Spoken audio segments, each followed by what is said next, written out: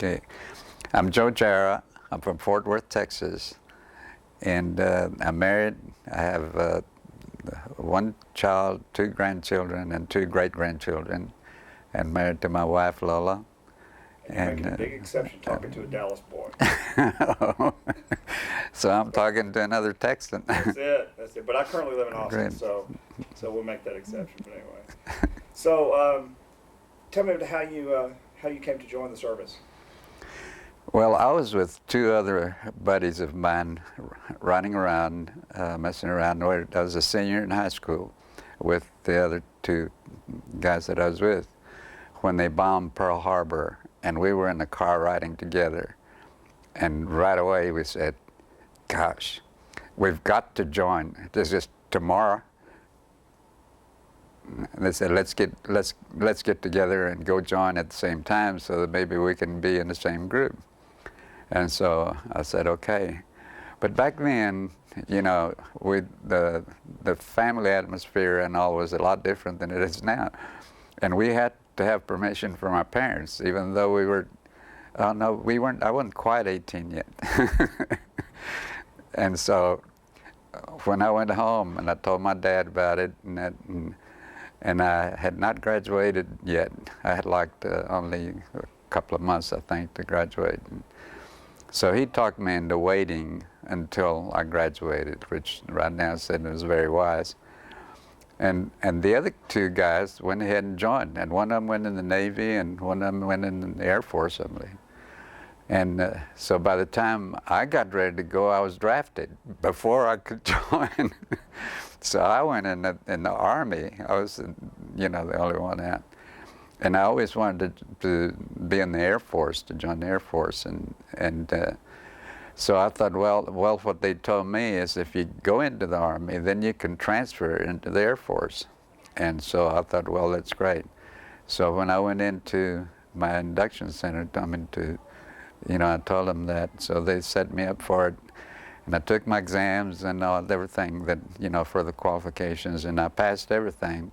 But when I came to the medical, they told me I had a heart murmur, and I wanted to be a pilot. You know?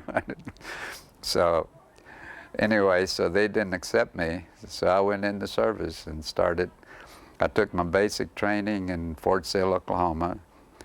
And it was pretty tough there because it was mountains and hikes, you know, and 25-mile hikes. And but we had some cadre from the cadre, because you know they're non-commissioned officers that do the teaching, and they were all from Brooklyn, and it was hard to understand them, you know.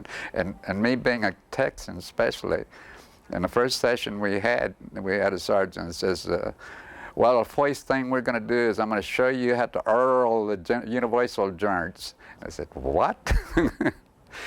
and so anyway, after a while we got used to them, and of course we became good friends of the Yankees, you know.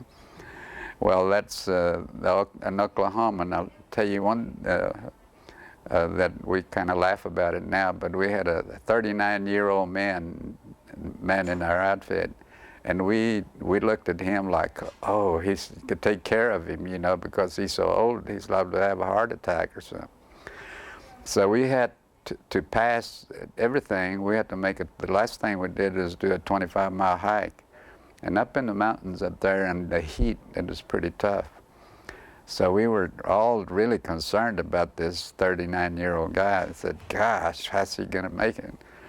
So it was permissible to help a person, you know, so we carried his backpack and his, you know, all his equipment, so he would be free, so he'd make it. So sure enough, thinking back at it now, 39, that's when I was running a marathon, a 15-mile deal. But anyway, so we made everything all right, and that was what I remember about Fort Sill, Oklahoma.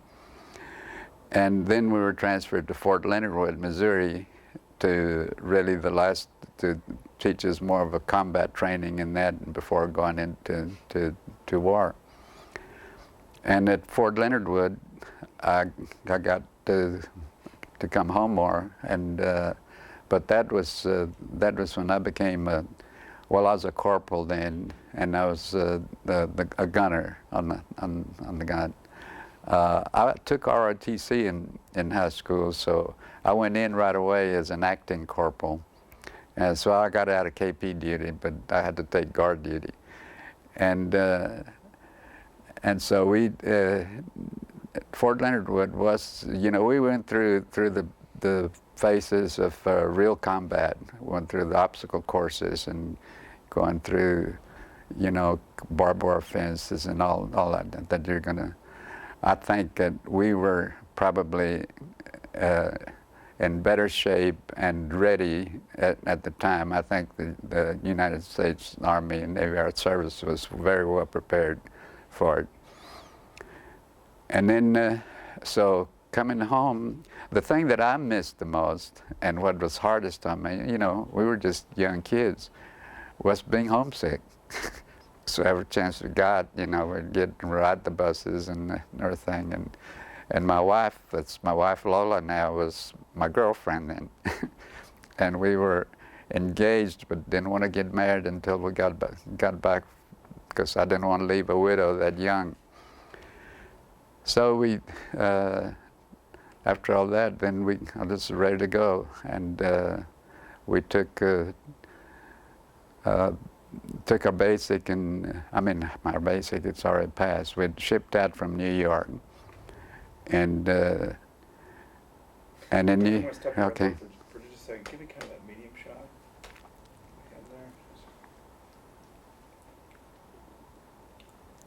There. Yeah, about like that. Perfect. Okay. I know. Yeah, good. Trust me. Okay. It's okay. All right. Give me. Yeah. So tell me. So now you've gotten all the way through all the training, and so it's time to shoot out. So I'm going to tell you one more thing about the difference then and now. Every time I came home on furlough, with Lola and I would go dancing. That was our big deal back then, and they had good clubs, you know, that you went to. And we went to one in particular that we were just having fun, just the two of us, and a couple there kept calling soldier. I was the only soldier around.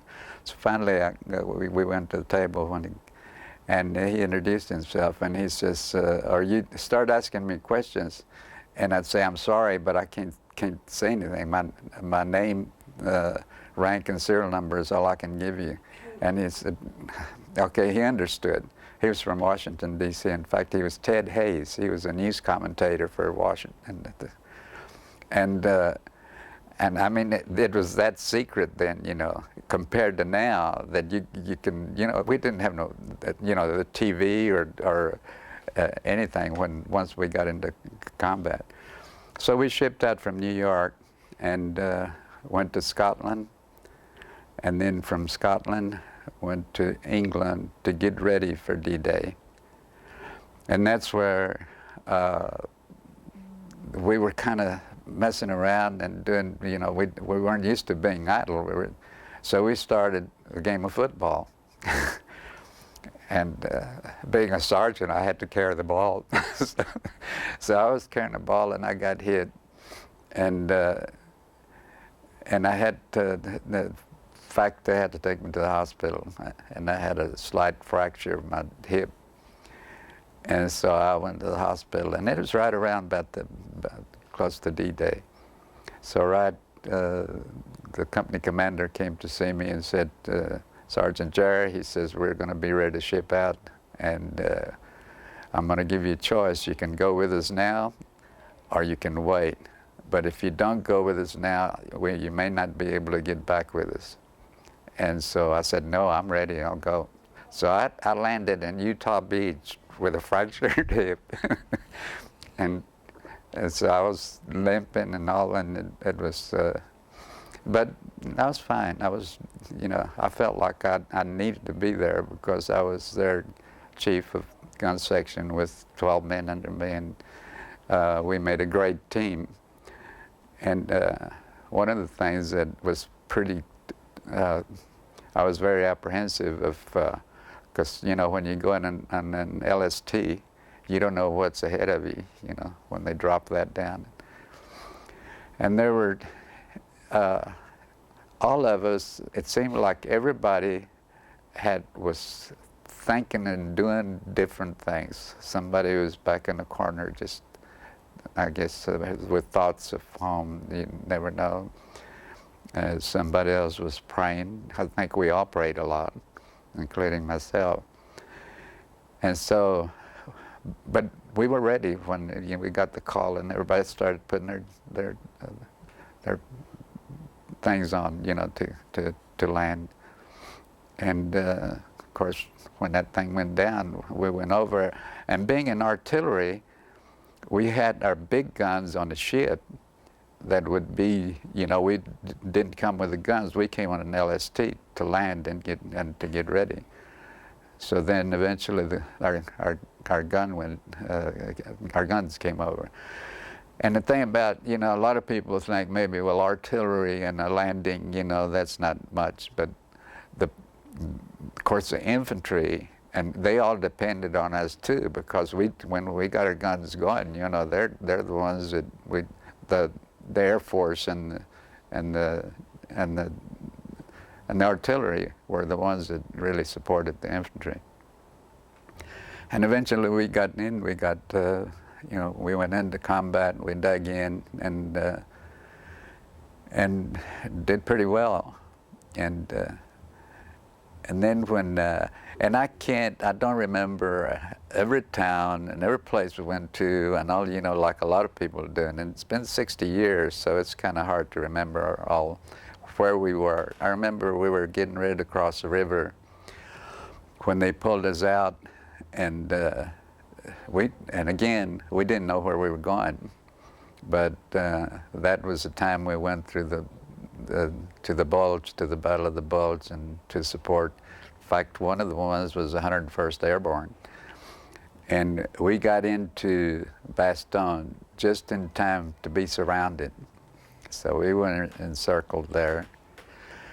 And we were fighting infantry there. We'd started out in artillery, but when the Germans, through the Ardennes forest and the Ardennes, and it was so cold, it was like, I think, 30 below zero, and with blizzards, and it covered our equipment and everything. And I think fighting the weather was just about as tough as fighting the Germans. But, and then another thing that happened during those times is they had a lot of German army or whatever officers changed in American clothes, you know, imitating American soldiers, and they infiltrated into our position. And we were warned about that, though. So we started asking them questions, but they were also pretty well prepared, because they'd find out all about, they knew we were in sports and, you know, all of that. So they were, but there were a lot of things that they didn't know. So we caught took them prisoners, a lot of them that infiltrated into our position. And then we started with the 101st Airborne. We were also, I was going out on patrols. We were going out with them. So that gave me a chance to be somewhat in the Air Force. And we had our biggest battles, and where we had the hardest, where we got the hardest hit, our company in that, was in a little town outside of Bastogne called Villerue. And the first, it was, gosh, it was just getting dark, and we saw all this, just a line of men coming in front of our guns, crouching, dressed in white, you know, because of the snow, you know. And one of them was holding up a flag, like to surrender. And our lieutenant, you know, told us to hold up. And he, instead of letting them come in, he went out there by himself. And he was Jewish, and he could, not that all Jewish people can speak German, but he could speak some German, and so he went out there to see what they wanted. So he talked for a while and then switched around and told us to back off, and and so when he did that, they shot him in the back. And then that's when I say all hell broke loose. So we had mortar fire, the hand grenades. We went through. That's where the start of our infantry experience, and where it paid off, because we were in artillery, and we still trained as infantrymen and doing everything, bazookas and hand grenades and of course rifles and everything. And somehow we held them back, and even took some prisoners. And this was in Villaroo. And then one of the toughest things was they gave us orders to get out and to someplace else, and we were on our way to Champs. And getting out was just as tough as going in, or tougher, because we had our guns were dug down, and we had to call them the trails, and we had to put that up, and then they're jacked. The guns are like jacked up away from it, and so I had to get down and crawl under there. I didn't have to. I could have ordered somebody else, but I said, being a sergeant and you're supposed to be the leader, and you got to, if you set an example and you do that, then they'll all follow you. And I had a great team. And so when I dug down, and I couldn't even see what I was doing, and when I was putting that gun down, we have a big shield in front of the gun, and it was just going bum, bum, bum, bum, bum, riddled with the bullets, and that hitting that shield. And I could just expect to get hit any time, but I didn't. And I contribute that to the prayers that I said before I went. Anyway, so I told the driver to pull off and go on, to don't wait for me. And so I got on a machine gun and tried to haul them back until they pulled out. And then I had to run. I couldn't tell you how much, at least 2 or 3 miles to catch up with them. But we had to leave some of our. We were never supposed to leave a gun behind that the Germans could use. So we, in anything, in machine guns or even on the big guns, you'd throw a hand grenade and get them out of the fort. So we pulled out of Villaroo and went into Champs, which was that's where we pulled back to. And that was tough, just about as much as we took in a lot of prisoners, and also we killed a lot of Germans there. But you probably read about this, but we had fog, like you couldn't see that hardly in front of you. And it was good and bad, because the fog, of course, with the fog going, the Germans didn't know how many were in there, where we were, and we kept switching positions, from we'd pull out of one place and go to another one so that they wouldn't know exactly where we were. And we went through that, and we still kept them back. Champs was the last time we retreated, and then when the fog lifted, of course, then the Air Force got through. Patton came through, and when Patton came through, that was it. But I say privileged. I don't know whether you call this privilege or not, but I saw a tank battle right in front of my gun. I was in Battery A, 755th Field Artillery Battalion, and they were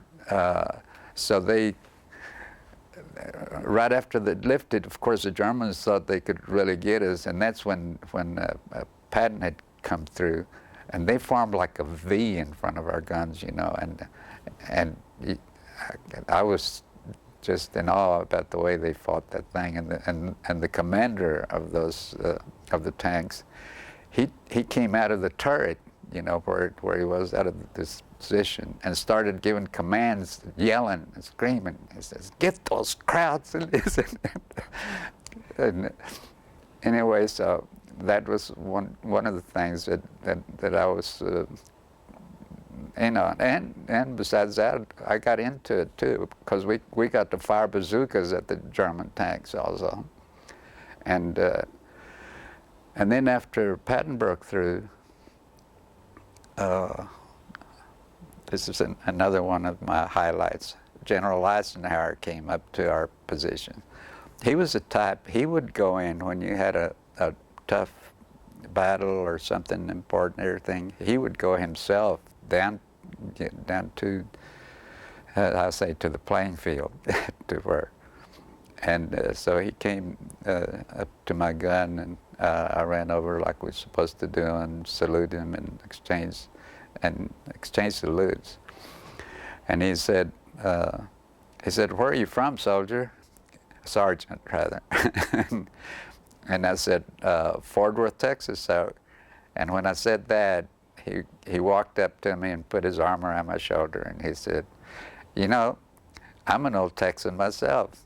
He says, I'm from Denison, Texas," and didn't say too much more. And he says, "Well, he did a good job," and that, you know. And then he turned to our company commander and said, "Oh," he asked me, he says, because we were right out of combat and we hadn't slept or eaten or anything, because when we were surrounded, they cut off our supplies. We didn't have anything to eat.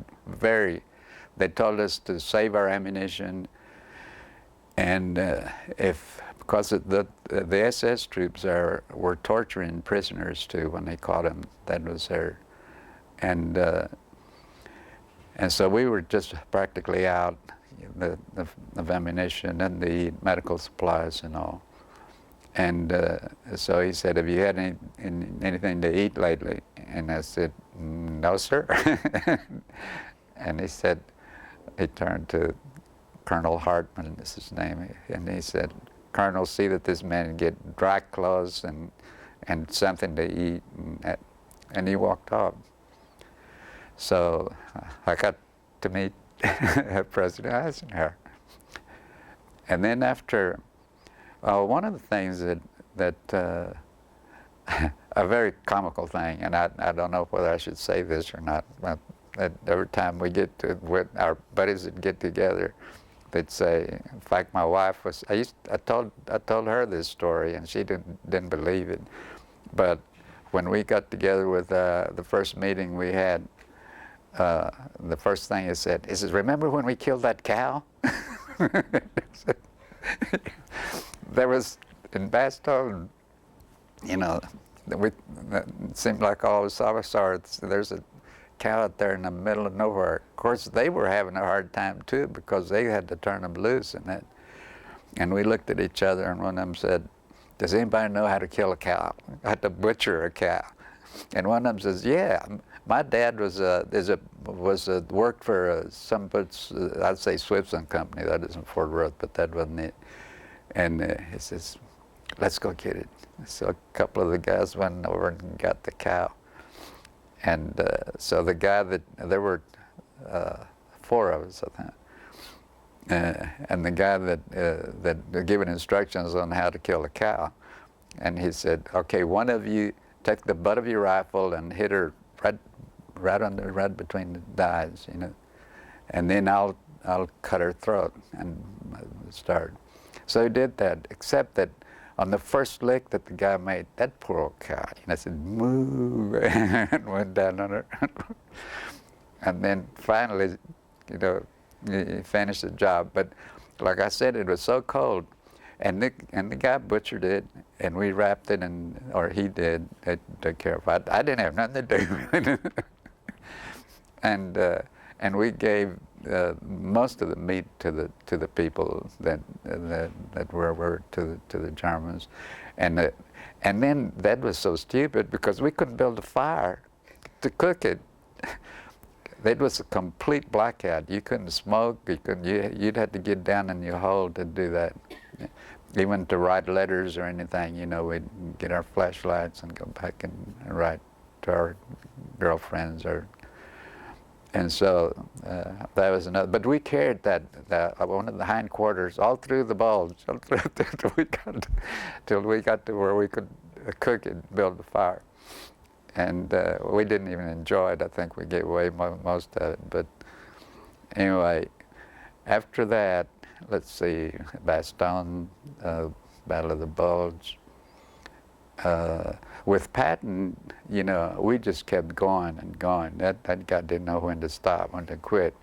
And we couldn't take, of course, showers or, you know, whatever we could out of our helmets. And it was so cold, you know, that it is pretty hard to, you can't build a fire to heat up water. And there's a lot of our men got frostbitten,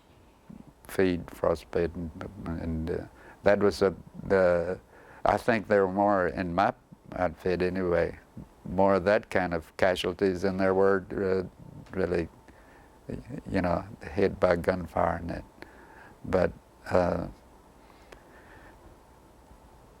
okay, so then we went all the way through with Patton, and I didn't get to meet Patton personally, but I did see him go in his lead tank, and everybody made jokes about him. He said, "Did you see Patton with his pearl-handled revolver shooting at?"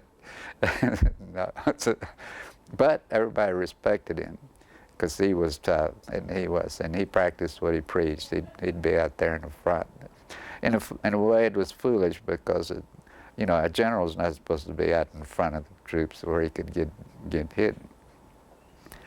Well, after that, we went we were onto the Elbe River, that's where we met the Russians, or we crossed over to the river, and General Eisenhower, not General Eisenhower, that told us that President Roosevelt had made a deal with Stalin that they could get to Berlin, that he'd let them get to Berlin before we did, because they had such a tough time at Stalingrad and all that. So we weren't supposed to go across, but a few of us got in a boat and went across the Elbe and met the Russians and toasted with them, and they said, but we could go and just come back. And, you know, back in the old days, they didn't have TV. They didn't have anything, you know, like that. The biggest news you got was at the movies, where they'd go down, da-da-da-da-da, you know, and show.